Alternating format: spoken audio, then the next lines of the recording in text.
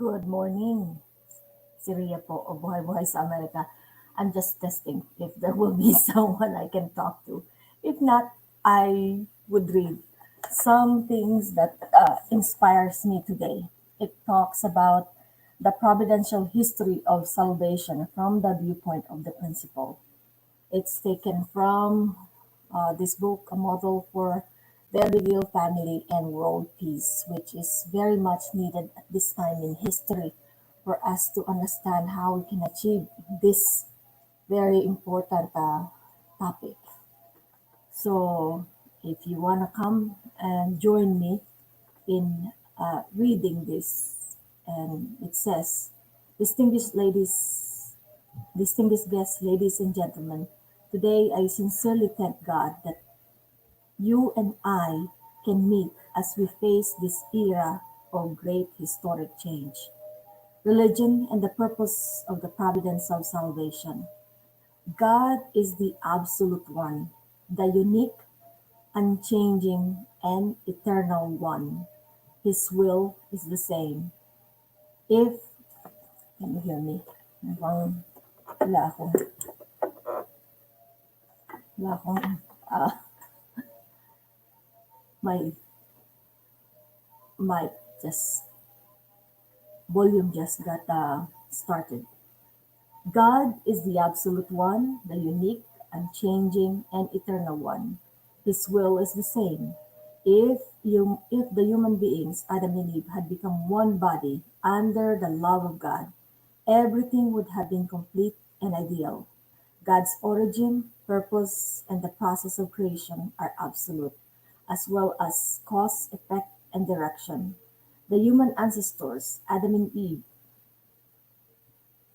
entered into chaos after they fell due to their ignorance. This ignorance and chaos expanded from the individual level to the levels of family, nation, and world. It has been the task of religion and God's providence of salvation to liberate us from the spear of the fall.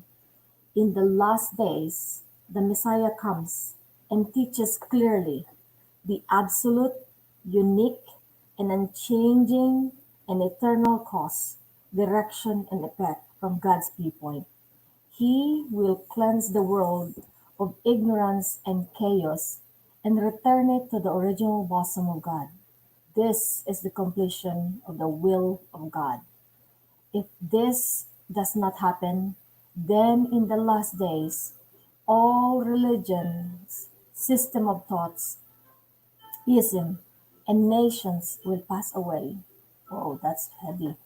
Humankind is now facing the 21st century and will enter the new historic era of the third millennium in just a few years. At this important moment, I would like to deliver the speech in the view of the principle of the providential history of salvation, so that we can resolve to prepare ourselves for the new era, to bring about the completion and the ideal relationship between God and humankind, centering on true love. God required that human beings fulfill a condition of responsibility in order to attain unity with Him. Therefore, God needed to give the commandment to the first ancestors. In other words, God knew that they were in the growth. Therefore, God needed to give the commandment to the first ancestors. In other words, God knew that they were in the growth period, in the way to reaching physical and spiritual maturity. So, He established the commandment as the condition for His children to inherit the most precious thing, which is true love. Originally, true love was to be gained through life experience and understood through internal realization. True love is not something that can be learned through words, a written text, or schooling. It is experienced completely only in the context of living our lives. Created as newborn infants, Adam and Eve were to grow and perfect themselves gradually through experiences of the heart of through children, through brother and sister, through husband and wife, and through parents, encompassing their whole lives. Only after experiencing the true love of God in its entirety can one fulfill the purpose of creation and become an ideal human being. All people desire their object partner of love to be more times more valuable, even infinitely more valuable than themselves. In the same way, God desires that humankind, his object partner of love, become infinitely valuable. When human beings perfect themselves, then those persons come to possess godlike value by participating in God's divinity and perfection. God is absolute. However, he cannot realize the ideal of true love alone. That is because love always requires an object partner, a beloved. At this point, we need to understand the relationship between God's true love and humankind's true love, and how they begin are brought to fruition. What would have happened if God had not chosen human beings as his object partners for true love, and instead has sought to realize true love in some other way? In that case, God and human beings would have pursued the ideal of true love with different motivation.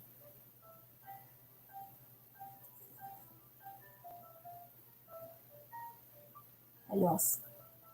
What would have happened if God had not chosen human beings as his absolute object partners of true love, and instead has sought to realize true love in some other way? In that case, God and human beings would have pursued the ideal of true love with different motivations, directions, and purposes. God would have had to achieve the ideal of true love, the ideal of love, through an object partner higher than humankind. And by same token, humankind's ideal of love would have no direct relationship with God. True husband and wife perfect God's absolute ideal of love. This is very important. God, as the subject partner of true love, did establish humankind as the object partner of true love. Accordingly, God can fulfill the ideal of true love only through humankind. The fulfillment of God's purpose of creation is the ideal world where God and humankind are united through absolute love. Human beings were created as the greatest object partners of God's love. They alone, in all creation, have the potential to embody the full nature of God, and they are born as visible bodies of the invisible God. When people mature, they become perfect temples of God, visible, substantial bodies in which God can freely and peacefully dwell. God's overall ideal of absolute true love is realized and perfected through humankind in a vertical parent-child relationship. God created Adam first. He was to be the Son of God and at the same time the substantial body of God. Later, God created Eve as the object partner of Adam so that Adam and Eve could fulfill the ideal of horizontal love in conjugal love. Eve was to be the daughter of God, and as a bride, she was to realize substantially the ideal of the horizontal love of God. That's heavy. The place where Adam and Eve are to be harmonized perfectly, consummating their first love by marrying under the blessing of God, is precisely the place where God meets his substantial bride.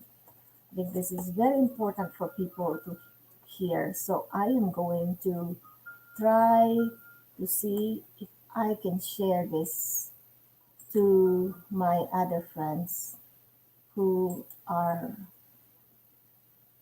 in other areas.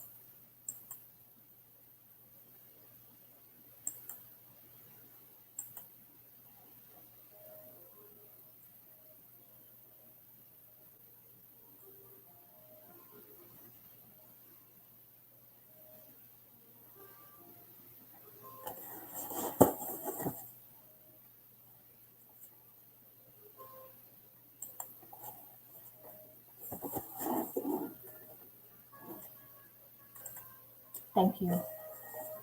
So I am, as I was saying, let me repeat that. Thank you so much for joining me. Someone is watching me from my Facebook, I believe. As I said, the place where Adam and Eve are harmonized perfectly, consummating their first love by marrying under the blessing of God, is precisely the place where God meets his substantial bride. This is because God's ideal of absolute love descends vertically and joins where the ideal of conjugal love between Adam and Eve is realized horizontally. In this way, that true love of God and true love of humankind join in perfect communion at a single point through which they come from different directions, one vertical and the other horizontal. God's act of creation was necessary, and we cannot imagine creation without a purpose. There was only one reason God needed the creation: to realize the ideal of true love.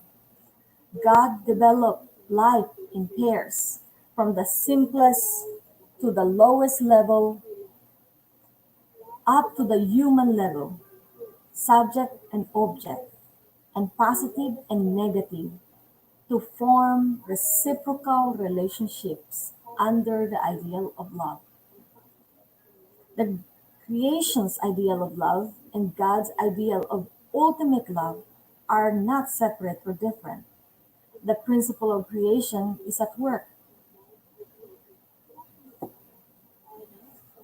to complete the absolute love of God through the realization of true love between men and women in the human world.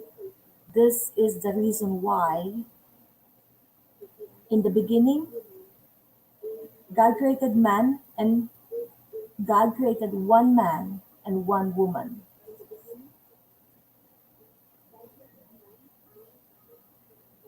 Adam and Eve. God's purpose of creation called for Adam and Eve to obey the commandment from God, who is the subject of true love, and complete their maturation.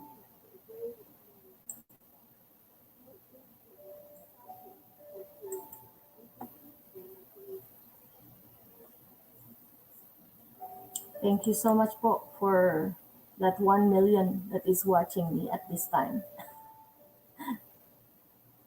God's purpose of creation called for Adam and Eve to obey the commandment from God, who is the subject of true love, and complete their maturation as a true man and a true woman.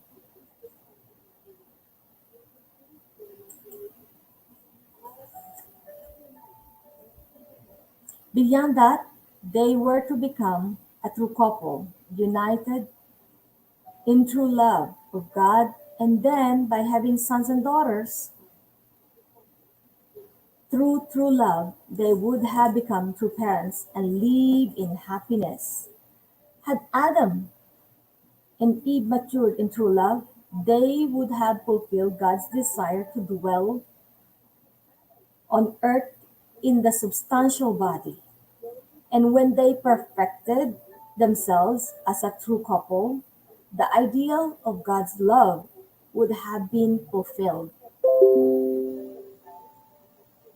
By Adam and Eve having children of goodness and becoming true parents, God would have established substantially the position of parents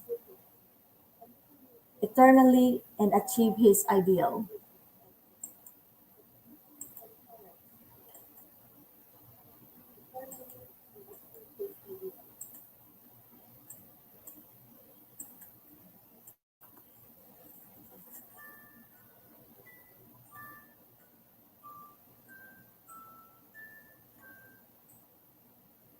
By Adam and Eve, God's purpose of creation called for Adam and Eve to obey the commandment from God, who is the subject of true love, and complete their maturation as a true man and a true woman. Beyond that, they were to become a true couple, united in true love of God, and by having sons and daughters through true love, they would have become true parents and live in happiness.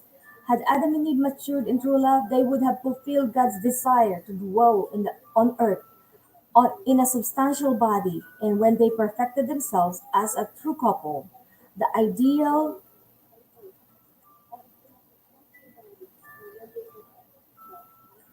I lost. Had Adam and Eve matured in true love, they would have fulfilled God's desire to dwell on earth in a substantial body, and when they perfected themselves as a true couple, the ideal of God's true love would have been fulfilled. That's a beautiful thing to understand. By Adam and Eve having children of goodness and becoming true parents, God would have established substantially the position of parents eternally and achieved his ideal, which was to create an infinite number of citizens for the kingdom of heaven by means of multiplying myriad generations of loving descendants in the physical world. Adam and Eve, our first ancestor, fell away from God. They were expelled from Eden, where they had not yet had children. Having driven them out, God had no basis to follow after them to bless their marriage. The entire human race has thus descended from our fallen ancestors. Humanity has multiplied without any direct relationship whatsoever with the love of God. Um, Hold 1 second. They keep sending me messages. Let me just.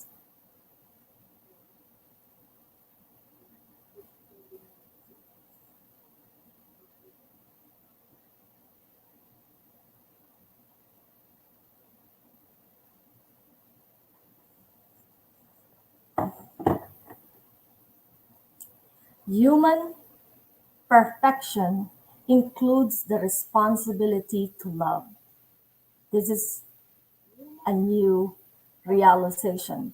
Human perfection includes the responsibility to love. Isn't that powerful?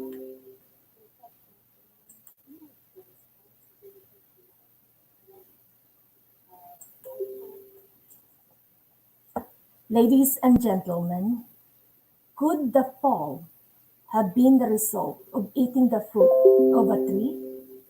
The fall of Adam and Eve was an immoral sin against the ideal of true love of God. The fact that Adam and Eve needed to obey the commandment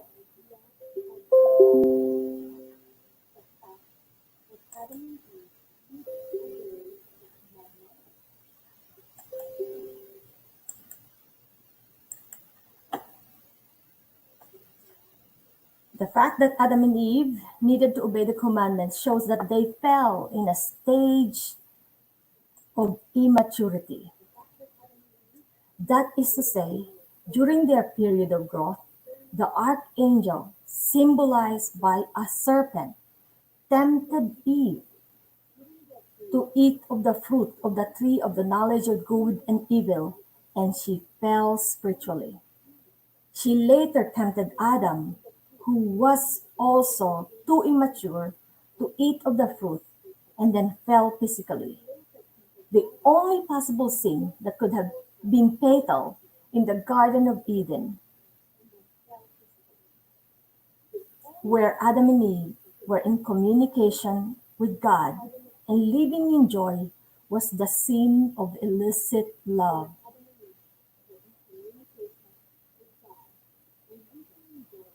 The first consummated love of the human ancestors, because it was supposed to have been the perfection of love of God Himself, was to have marked the beginning of celebration that would continue throughout history, filled with the never-ending intoxication of joy and blessing for God, Adam and Eve, and the universe. It was supposed to have been a joyous occasion through which the love, life, and lineage of God would have been established within humankind. However, instead, Adam and Eve covered their lower parts and hid themselves among the trees, trembling in fear. By disobeying heavenly law, they established an immoral relationship as the basis of false love, false life, and false lineage. The descendants of Adam and Eve, all human beings, were born with original sin. The fall gave rise to conflict between the mind and body within every person, thereby causing our societies to be filled with tainted love, with people who do things that contradict the desire of their original minds. According to the ideal of love, all love relationships in the animal and plant kingdoms are for reproduction only. Human beings are the sole exception. Humankind enjoys, thank you so much for my 3 million viewers. Humankind enjoys freedom in the conjugal relationship of love. To all of you who are joining me, this is the book, A Model for the Ideal Family and World Peace. I'm reading on page 200 now. And it says, humankind enjoys freedom in the conjugal relationship of love, which is humanity's special privilege as the Lord. Hello! Ayan, meron nang dumating sa aking mga kapag-anak. Oh, good. Lito Juliano TV, thank you so much for joining. And this is a very important topic that the world needs to know. And I'm trying to find people to talk to me. And so I start the conversation with this.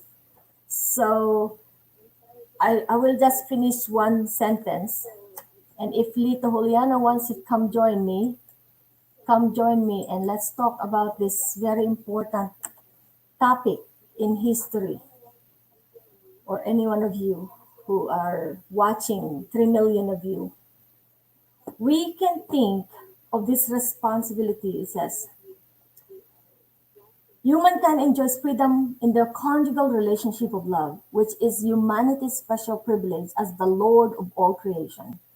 God gave the blessing and infinite joy of love to His sons and daughters. However, the true freedom that God allowed requires human responsibility. When an individual insists upon and practices freedom of love without responsibility, how much confusion and destruction takes place. Achieving the highest ideal of human love is possible only when one takes responsibility for love. We can think of this responsibility in three ways. The first is for one to become the master of true love, truly free and thanking God for the freedom of love, wherein one knows how to cultivate and control oneself. This responsibility for a love relationship is not to be taken merely because of law or social convention. Instead, a person needs to establish responsibility through his own self control and self determination within a life committing vertical relationship with God. The second is one's responsibility toward the object partner of love.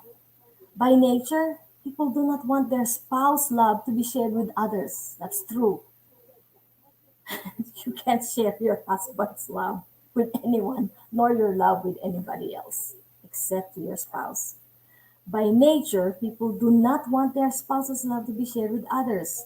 Horizontal conjugal love, which differs from the vertical love between parent and children, loses its potential for perfection the moment it is divided. Love is only one partner, one husband, one wife.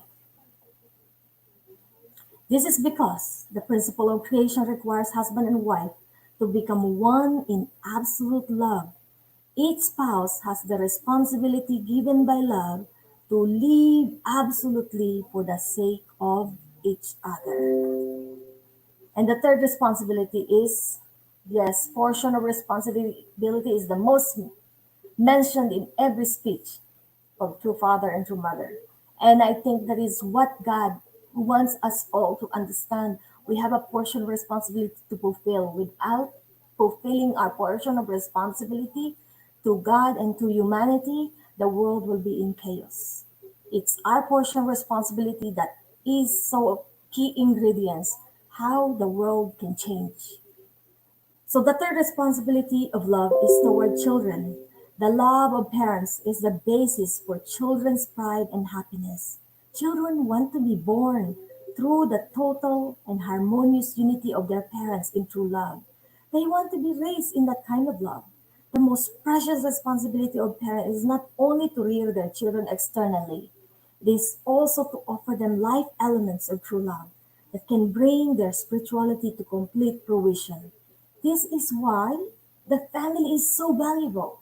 The daily experience of the heart of true children, through brothers and sisters, through spouses, and through parents cannot be acquired in any place other than through family. Isn't it true? It's so important. Without the unity between husband and wife, the children will not see the ideal kind of relationship that they can create in the future. So it's important for husband and wife to really come together. And from them, the children can mimic that kind of example.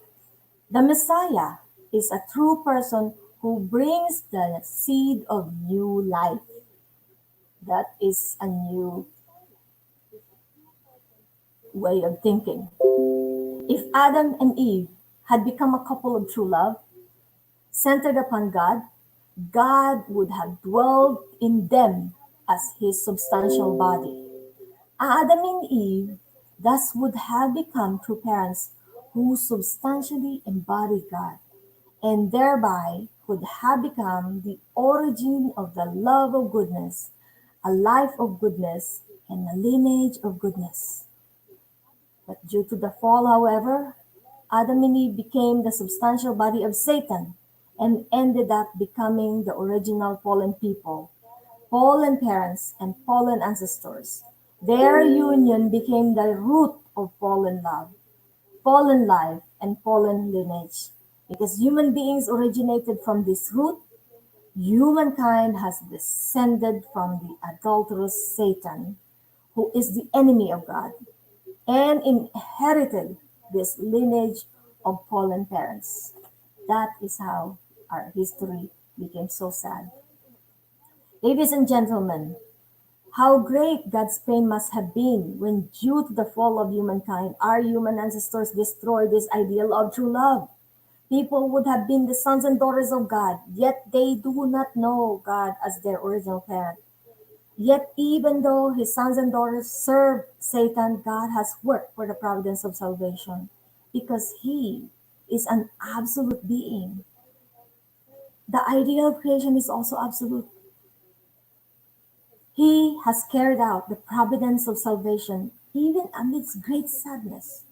God's providence of salvation is the providence of restoration, which means to recover the lost purpose of creation centered on true love. The providence of salvation is also the providence of recreation.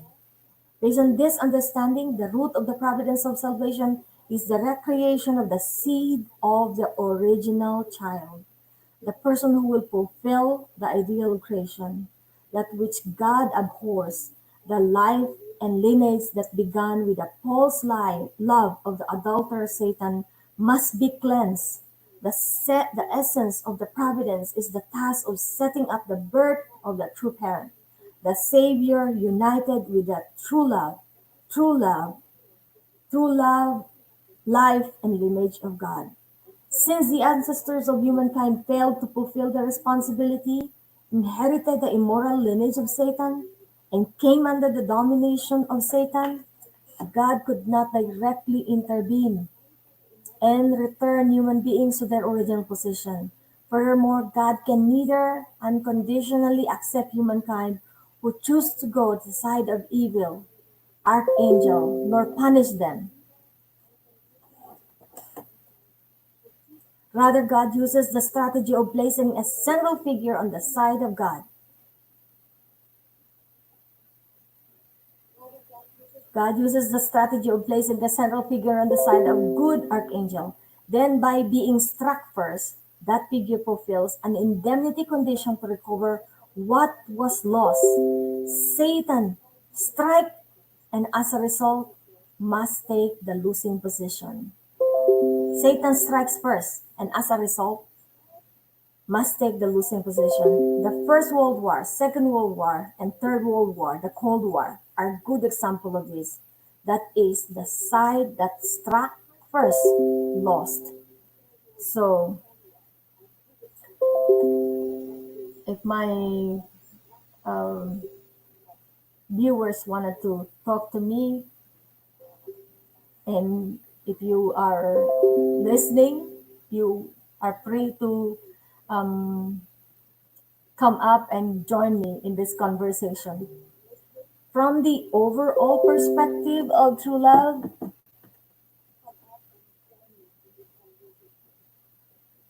from the overall perspective of the providence of restoration, the foundation of cooperation between mother and son is very important. That's that's why you could see on in the Bible many stories of very important mother and son relationship, just like Rebecca and Jacob, not Jacob. Yes, Jacob, the son, the in the Bible. This was so at the time of Jacob, Moses, and Jesus. God was working his providence to separate people from satanic life and lineage by establishing the foundation of cooperation between a mother who needed to fulfill the responsibility of Eve, the originator of the fall, and the second son of the family. Whoa, that's new thing. So I hope you can listen to this. God cannot directly relate to the first son because he stands in the position of having a direct blood relationship with Satan, who, through the fall, was the first to dominate humankind. By having the second son, who represents the side of goodness, fulfill a condition, God has been restoring a lineage by having a second son who represents a side of goodness, fulfill a condition. God has been restoring the lineage of goodness. Then God has the first son representing the evil side of the side representing the side of evil. Take a position subordinate to the second son. In the family of Adam, God carried out the providence of recognizing the second son, Abel, and having him subordinate the first son, Cain. Even though Eve had fallen as a mother, she could have made an effort to foster unity between the two brothers. In the end, however, Cain murdered Abel, and in the providence of salvation, Cain murdered Abel, and the providence of salvation was not fulfilled in Adam's family, it was prolonged. There was also a required formula of cooperation between mother and son at the time of Noah, but that formula of meaningful cooperation was not realized until the time of Rebekah and Jacob. The fall was committed by three beings: Adam, Eve, and the archangel. The archangel seduced Eve, causing the spiritual fall, and later fallen Eve seduced Adam, causing the physical fall. As a result, they turned their backs on God, and the fallen archangel became Satan. Since the providence of salvation is the providence of restoration, and the principle of restoration can be carried out only by going in the direction of 100, 180 degrees opposite that of the fall. God lost Adam, who had a seed of true love and true life. So God needed to fulfill a son with a new seed, uh, free from satanic accusation. Just as God created Adam first at the time of the creation, God must prepare a son first, who has now relationship to the fall. According to the providence of restoration, which is the providence of recreation, this is the basis for the idea of the coming of the Messiah. The Messiah rejects the sinful lives of those with a fallen lineage under the dominion of Satan. He comes as a true person who engrafts fallen people into the seed of new life. The Messiah has his roots in God and comes as the second Adam who wipes away all that was committed by the first Adam. This is the reason God cannot send a Superman Messiah who will work only through miracles. The providence of restoration centered the providence of the restoration of lineage centered on Tamar. Have you heard of Tamar from the Bible?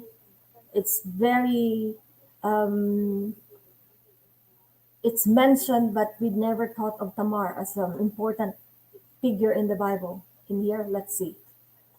For a son to be born on earth with this seed of God's love and life, there first must exist a mother. Such a mother cannot give birth to this child in a conventional way. Conception must happen in accordance with the formula of restoration. All the cooperation between mothers and son in the providence of restoration is a preparation and a condition for the Son of God to be born with the seed of new life, free from satanic accusation. By making condition to avoid Satan's attack and by subordinating the first son who represents evil, mother and son restore the love, life, and lineage that were taken over by Satan. The Bible, which records the providential work of God, contains many stories that are difficult to understand. Example, Rebekah deceived her husband, Isaac, and her first son Esau, and helped her second son Jacob receive the blessing. God took the side of that mother and son, and although they used methods that at first glance seem unjust, God still blessed them for their actions. In Adam's family, Cain and Abel fought, and their struggle resulted in the death of Abel, the second son. Then Jacob, on the merits of many godly people who paid indemnity and sacrifice. After the time of Abel, Jacob at last received the level at which Satan first dominated humankind. Jacob had to deal with his twin brother Esau at the ford of Jabbok. Jacob set up the condition of spiritual victory over the angel, and through winning over Esau, who was in the position of the archangel, Jacob consequently was blessed as the first victor in history and was given the name Israel in Genesis 32:28. By then, however, Jacob was 40 years old. Satan had sown the seed of false love within the womb of Eve, which gave birth to evil life. Therefore, God needed to purify a mother's womb which the heavenly Son could be born. That purification period of separation from Satan had to begin at the time of conception and continue to the age of 40. Even though Jacob was victorious, He made only one step toward meeting that criterion. A great mother who assumed the responsibility to meet this condition was Tamar. Tamar. Tamar had married Er, the eldest son of Judah, but Er displeased God and he died.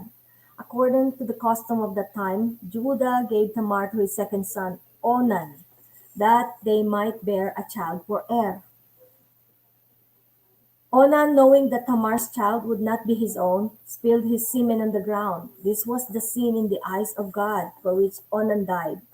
Then Tamar wanted Shelah, the third son of Judah, for a husband, but Judah did not give him to her. Judah thought this was Judah thought that his two sons had died because of Tamar. So he was afraid that Shelah would die and end the family lineage. Tamar had the conviction that she was meant to carry on the lineage of the chosen people. In order to do that, she disguised herself as a prostitute and slept with her father-in-law Judah, and became pregnant with twins. At the time of birth, one of the two twins, Sarah, stretched out his hand from the womb to be born first. When he was pulled back into the womb, the second son, Perez, was born first, taking the position of the elder brother. The reversal of position that resulted from first and Tamar's first and second son fighting within the womb was the condition that separated them from Satan. That's maybe first time you've heard about this. We we never understood that uh, story in the Bible. This became the condition for the restoration of the womb, within which made it possible for the Messiah to be conceived in the lineage of the chosen people. Thus, the foundation was prepared for the nation of Israel to stand up to the Roman Empire 2,000 years later. The victorious foundation on the national level could be formed in the womb of a mother, free from satanic accusation, prepared for the seed of the Son of God. On this foundation, the Holy Mother Mary emerged in the mainstream of God's providence. So Jesus alone could possess God's first love. Mary, when she engaged to Joseph, received from the archangel Gabriel the surprising message that the Messiah will be born through her in Luke 1:31. In those days, if an unmarried woman became pregnant, she was killed. However, Mary accepted the will of God with absolute faith, saying, "Here I am, the servant of the Lord. Let it be to me uh, according to your word," in Luke 1:38. Mary consulted with the priest Zechariah, who was her relative and was highly respected. Zechariah's wife, Mary Elizabeth, with the help of God, was pregnant with John the Baptist. Elizabeth said to Mary, "Blessed are you among women, and blessed is the fruit of your womb. Why is this granted to me that the mother of my Lord would come to me?" In Luke 1:42-43. With these words, she testified to the coming birth of Jesus. In this way, God let Mary, Zechariah, and Elizabeth know about the birth of the Messiah before anybody else. All of them had the absolute crucial mission to fulfill the will of God and serving Jesus. Zechariah's family let Mary stay in their house. Jesus was conceived in the house of Zechariah. Mary, Elizabeth and Mary were cousins on their mother's side, according to God's providence. They were considered sisters, with Elizabeth as the elder, which is in the position of Cain, and Mary as the younger in the position of Abel. Mary received Elizabeth's help in the presence of Zechariah. Mary received Elizabeth's help in the presence of Zechariah. Through this cooperation, Zechariah's family on the national level indemnified the lack of unity between Leah and Rachel in Jacob's family, and their failure in the mother-son cooperation. This allowed Jesus to be conceived. For the first time in history, there could be generated on earth free of satanic accusation, and through a prepared womb, the seed of the Son of God, the seed of true Father. In this way, the only begotten Son of God, the owner of the first love of God, was born for the first time in history. Mary had to achieve something that could not be understood by common sense nor easily tolerated under the law of those times. Mary, Elizabeth, and Zechariah had been spiritually moved. They followed the revelation that came from God and unconditionally believed that it was the will and desire of God. Although it was possible for the Son of God to be born on earth, he needed a way of protection to grow up safely in Satan's world and fulfill the will of God. God had hoped that these three people in the family of Zechariah would establish that protective foundation. There are many points to consider with regard to how seriously the three had to dedicate themselves to protecting and serving the Son of God and how long they were to have been united with each other.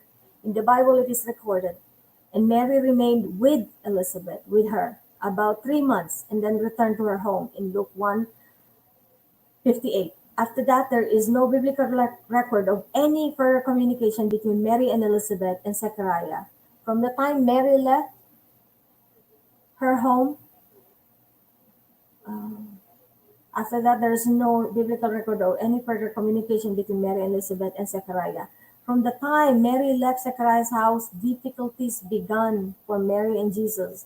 The family of Zechariah thought The family of Zechariah ought to have been the wall of protection for Jesus until the very end. A short time later, Jesus discovered that Mary was pregnant. A short time later, Joseph discovered that Mary was pregnant. How shocked he must have been at that moment. Mary, his beloved fiancée, without having had any conjugal relationship with him, had been pregnant after a 3 month stay in another place. That was natural for Joseph to question Mary about who is the baby in her womb belong to.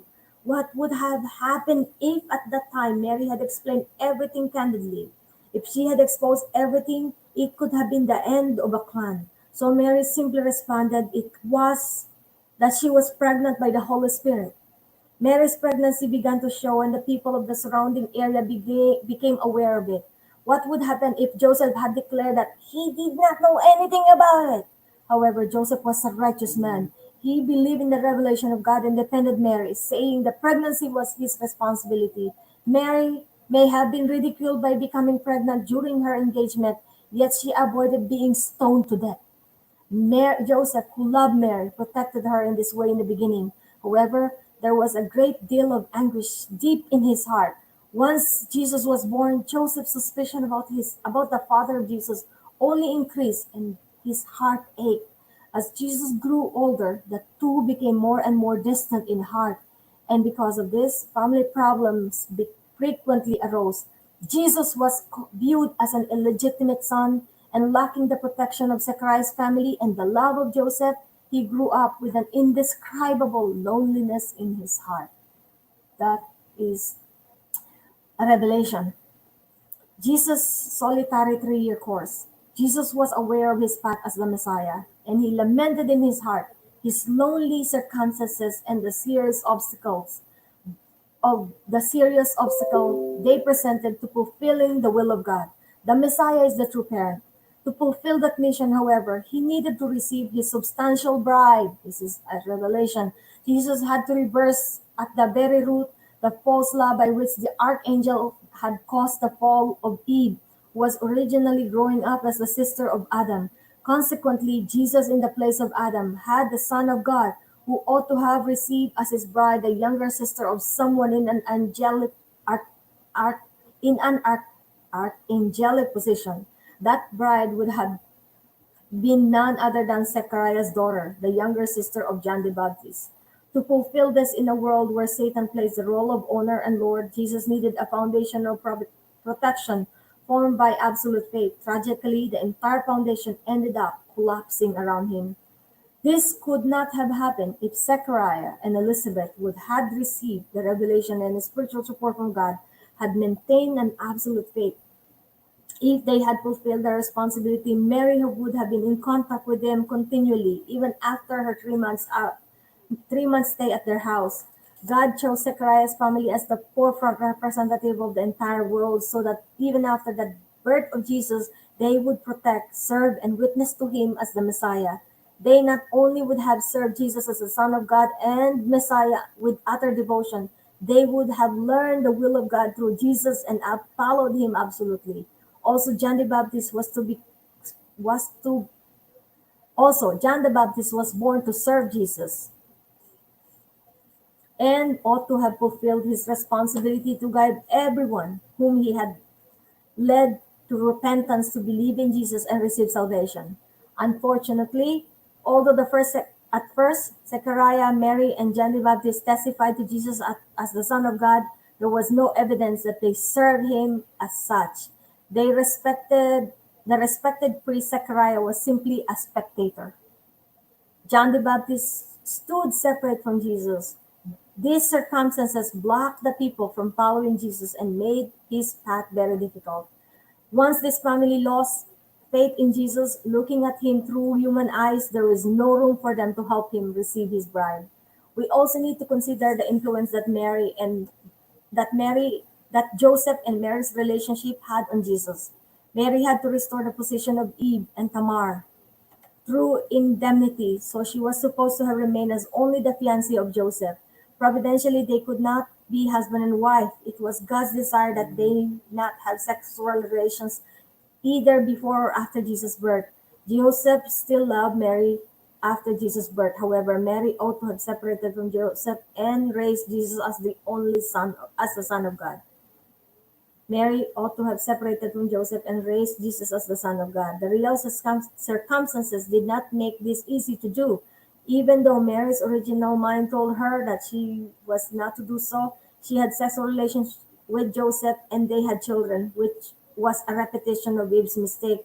With this condition, Satan established a claim on them. With the exception of Jesus, the whole family came under the dominion of Satan. Everyone who should have helped protect him, his father, his mother, his Abel type brothers, John the Baptist, and his brothers and his Cain type brothers, and the children of Joseph all ended up on Satan's side. When Satan influences someone, that person loses all spiritual support and inspiration.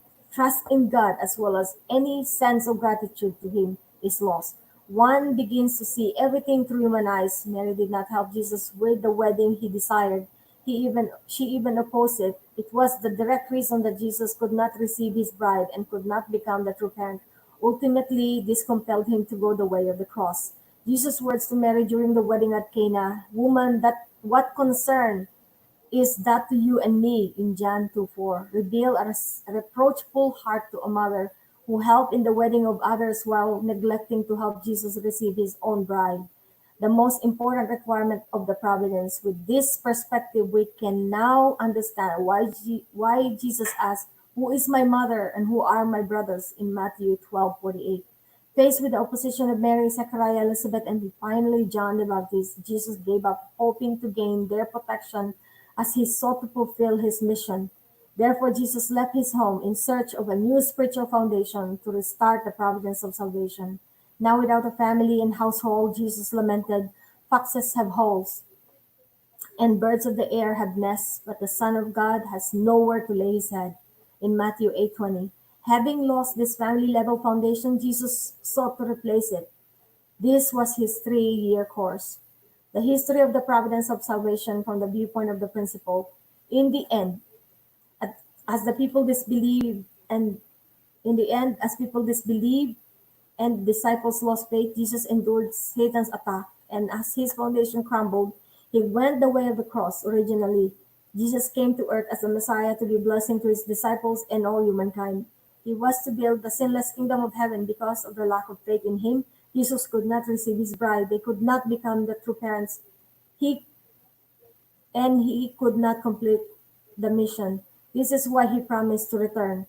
The Lord of the second advent comes to complete the foundation of God's providence of restoration left by Jesus. That is to say, he comes as the seed of the original true child to complete the ideal of creation. He comes to complete the ideal of true parents, who is the origin of true love, true life, and true lineage of God. He comes on the victorious foundation of the fundamental providence of God, side up to the time. He comes on the foundation of fundamental providence of God, God's side, up to the time of Jesus. He also stands upon the victorious foundation of Jesus' life and will find the bride that Jesus could not find, and altogether they become the true parents to save all humankind. Through the marriage blessing that passes on God's original lineage, true parents will be able to give salvation to all humanity. People will become true persons, engrafting into the true love, true life, and true lineage of God. Furthermore, the Messiah will establish a true family, creating the kingdom of heaven on earth. Thus, when the Lord of the second advent comes in the flesh, this new lineage will establish through international marriage blessing. On the level of the great worldwide family, the Lord indemnifies that which was lost in the family of Adam and restores the true right of the eldest son, true right of the parents, and true right of the king that Adam's family had to have realized. He will transform this world into the kingdom of heaven on earth under the dominion of God, which will open the kingdom of heaven in the spirit world for registration. Humanity will enter into the era of kingship, both spiritually and physically, centered on God, establishing a world of freedom, peace, unity, and happiness, and create a heavenly kingdom on earth and in the spiritual world, which is God's ideal of creation. This is the view, the principle of the providential history of salvation.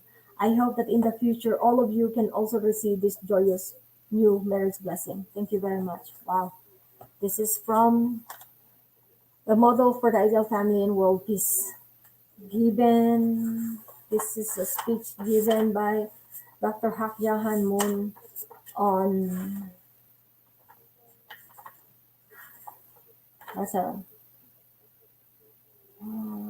given by Reverend Sun Myung Moon at a Divine Principles Seminar for Christian Clergy on February 27, 1996, and Dr. Hak Jan Moon between July 20 and October 29 on a speaking tour for Korean residing in the United States at a founding rally for the Family Federation for World Peace.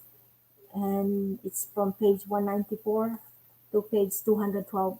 Thank you so much for joining me, and I hope you can gain some insight into the lives of those people from God's providence and God's point of view, and how to um, the providential history of salvation from the viewpoint of the principle.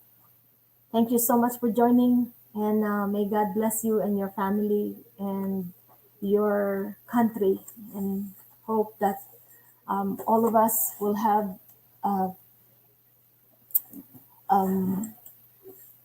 peaceful life and a happy life and marriage. Thank you so much to my million viewers. Aba, si Kuya Sal Humawan ay dumating. Thank you so much, Kuya Sal Humawan. Lito Juliano TV, he says the portion responsibility is the most mentioned, which is, as I said, I think that's the most important thing in history is to learn about our portion responsibility. K. Jane Blogs, thank you so much for joining me all the way from Canada, and Lito Juliano all the way from Malaysia. Thank you so much. And Kuya Sal coming from Nevada. Thank you so much, Kuya Sal, for joining me. And as I am trying to now with YouTube, 1,000 subscribers is not enough. You need to reach 4,000 watch hours, and that is what I'm trying to do. I'm hoping that people will appreciate more the videos that we create and produce, so that people can watch that videos, and that's how can be able to increase our watch hours in YouTube, and magbigyan ng pagpapahalaga ang ating mga ginawang video sa YouTube. Maraming salamat po, and Kuya Salhumawan, KJ Vlogs, I appreciate all of you for joining me, and any one of you. Maraming salamat po for listening, and I hope that you can learn something from that book and what I have read. I think it is the most powerful testimony. Thank you so much, Kuya. You have so much value to share, and I look forward that I can talk to you and interview you in another episode of Buhay Buhay sa Amerika, as I interview our kababayan and the stories that we face, the triumph the challenges we overcome here in America, and how I know coming living in the Philippines, living here in America, there's so much challenges that we face. But the unity that built among us as Filipinos through the unity and cooperation and connection that we built is what can keep all of us to be a powerful a community in America and in any community that Filipinos are placed. And that's why it's very important that we hold that value of bayanihan spirit. That is the most amazing trait that we Filipinos have and has to continue from generation to generation, because it is through our bayanihan spirit, through the heart and love of Filipinos for one another, that can make all of us succeed in any form or shape that we wanted to venture. Without the support of every kababayan, uh, even in YouTube and in anything in life, this is life will not be meaningful. Life is only meaningful and joyful when you have someone to relate with.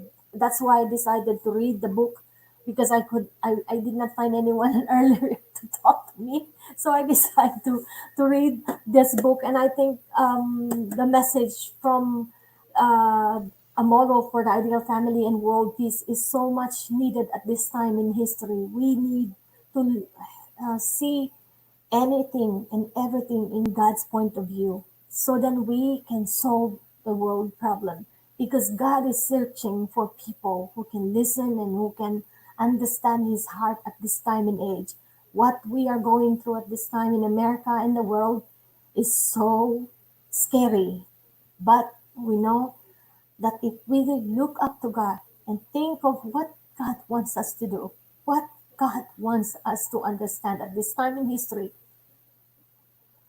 then the world can change, because we believe in God, especially Filipinos. I'm sure every nationality believes the same, but we have a very compelling story to share, because we are deeply rooted Christians in our heart. We know God is searching for people who can create the world that He envisioned for all of us. And so, even in YouTube, as Filipinos, if we can work together in unity, there is so much power we can do. And there's more than 1.2 billion people in YouTube every second. How we can reach out to them is truly the heart. It's not about making money. It is how we as YouTubers can influence the world in a positive way.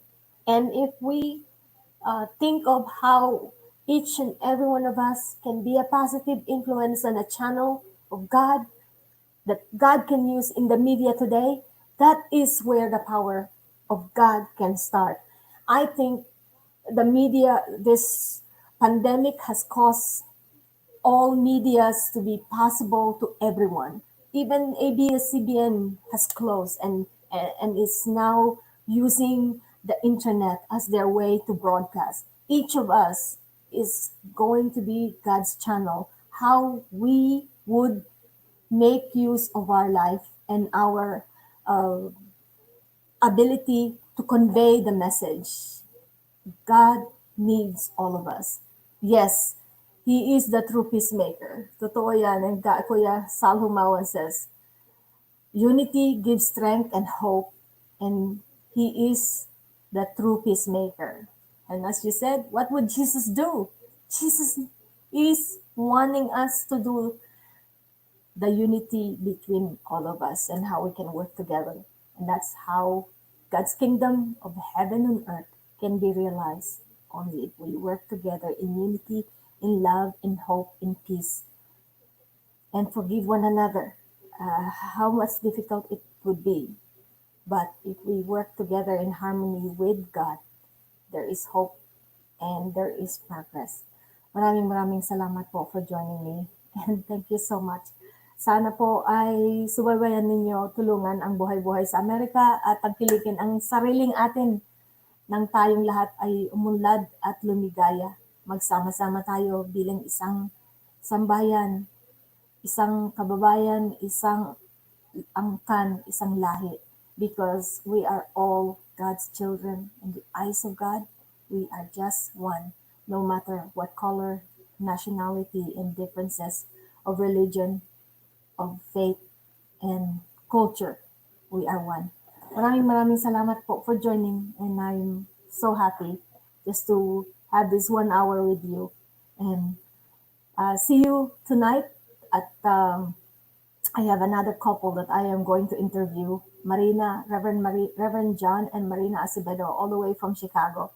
A couple that has overcome so many amazing trials, and yet their visions.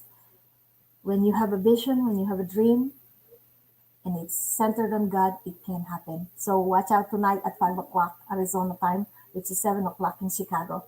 Maraming salamat po, and God bless you, Kuya, and all of you and your family. Maraming salamat po, and God bless you.